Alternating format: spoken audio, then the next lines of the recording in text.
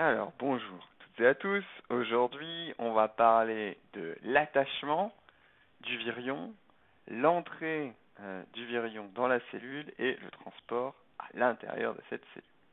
Alors, on va distinguer d'abord deux cas, un cas de virus non enveloppé et de virus enveloppé.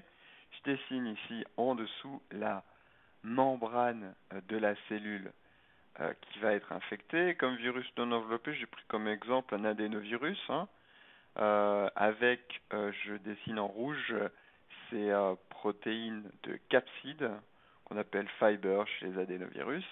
Ce sont elles qui seront responsables de reconnaître la reconnaissance du récepteur.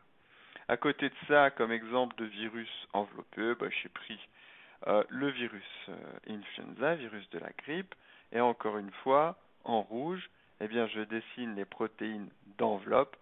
Ce sont elles qui seront responsables de la reconnaissance du récepteur et de l'entrée dans la cellule. Alors, euh, bah, le mot important ici finalement, c'est quoi? C'est récepteur. D'accord? Le récepteur, c'est quoi? C'est une protéine ou une glycoprotéine.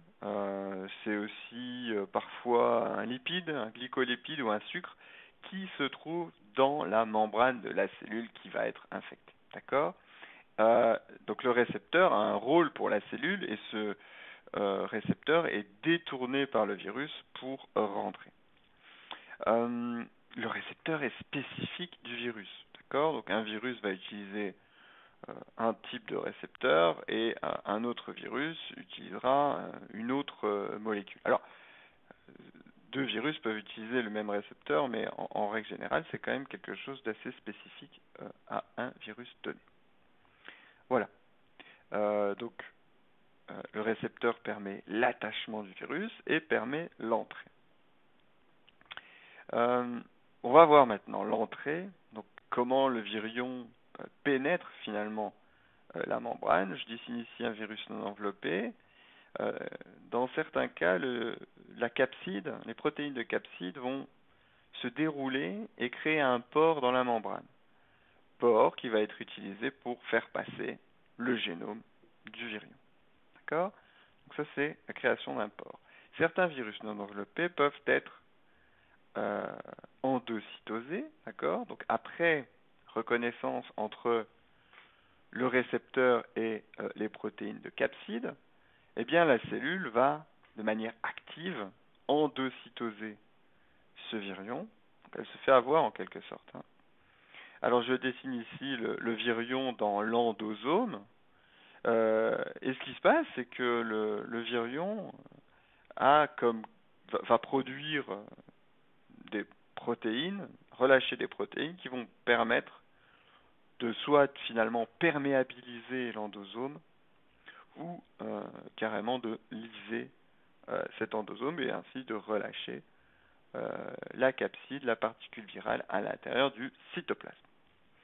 Voilà pour les virus non enveloppés. Alors les virus enveloppés, ils vont utiliser des méthodes un petit peu différentes. Je dessine ici le virion de HIV, avec en dessous la membrane de la cellule qui sera infectée. Donc HIV est un virus enveloppé, je dessine sa capside et puis ses deux copies de génome. Alors on l'a vu, le virus HIV a deux récepteurs, corécepteurs, un récepteur à chymokine et le CD4. Ces deux molécules vont être liées par une glycoprotéine d'enveloppe et ça va entraîner l'exposition du peptide de fusion de la transmembrane et déclencher un mécanisme de rapprochement dynamique entre ces deux membranes. Jusqu'à ce que quoi?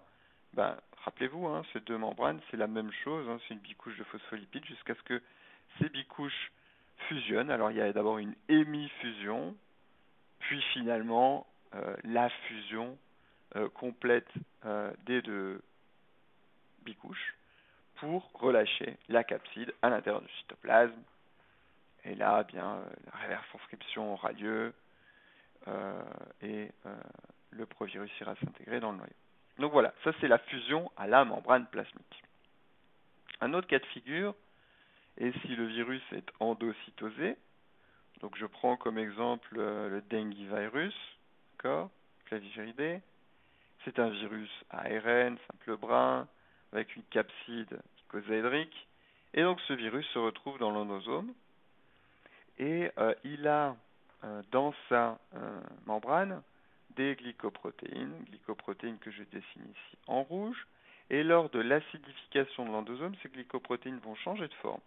Elles vont entre guillemets se déplier et là exposer encore une fois un peptide de fusion. Peptide de fusion qui ira se planter dans la membrane de l'endosome qui est aussi une bicouche de phospholipides.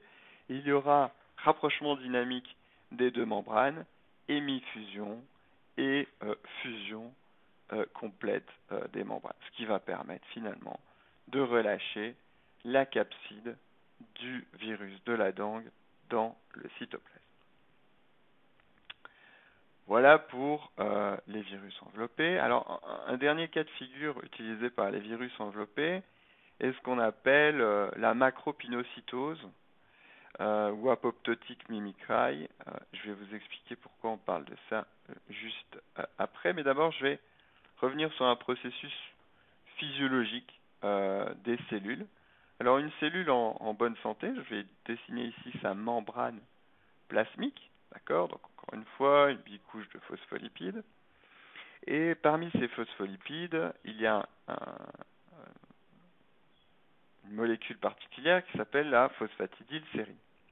La phosphatidylsérine est en permanence maintenue sur la face intérieure de cette membrane par une enzyme qui s'appelle la flippase.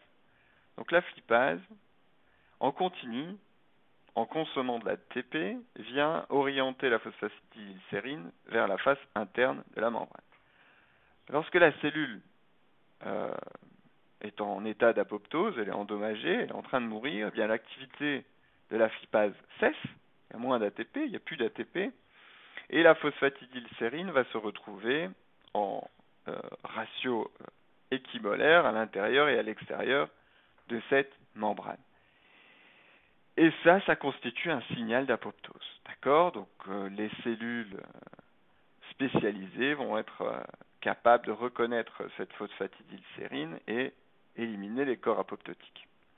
Alors quand un virus enveloppé sort d'une cellule et emprunte sa membrane, eh bien elle vient emprunter aussi de la phosphatidylsérine qui va se retrouver sur la face interne et externe de cette particule virale, évidemment parce qu'il n'y a pas d'activité ATP.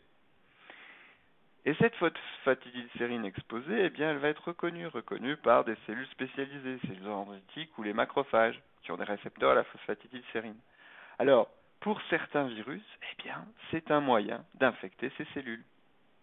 Donc, pour les virus qui ont un tropisme pour les macrophages et les cellules dendritiques, c'est un beau moyen de les infecter par macropinocytose. Alors, je vais en venir maintenant au transport à l'intérieur de la cellule. Bien, pour les particules supérieures à 20 nanomètres, c'est-à-dire à peu près tous les virus, les capsides, il faut de l'énergie. D'accord? Donc les capsides virales ne nagent pas à l'intérieur du cytoplasme. Non, elles sont transportées. Transportées par quoi? Eh bien, par des machines, la dynéine ou la kinésine, qui se baladent le long des microtubules. Donc je dessine en bleu ici ce réseau qui vient converger vers le mTOC.